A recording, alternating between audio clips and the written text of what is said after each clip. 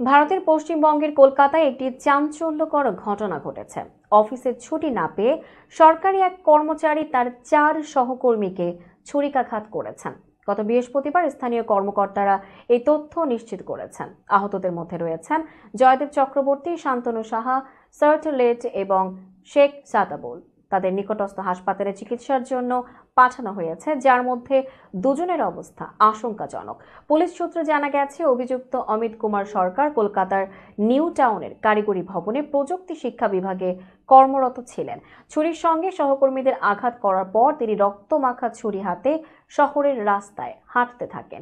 ভিডিওতে দেখা যায় কিছু পথচারী এই দৃশ্য মোবাইল ফোনে ধারণ করেন। পুলিশের ভাষ্য অনুযায়ী সহকর্মীদের সঙ্গে ছুটি সংক্রান্ত বিষয়ে ঝগড়া হওয়ার পর তিনি এই নৃশংস ঘটনা ঘটান। তবে ছুটি না দেওয়ার প্রকৃত কারণ এখনো জানা যায়নি। পুলিশের ধারণা, অভিযুক্ত অমিত কুমারের মানসিক সমস্যা থাকতে পারে।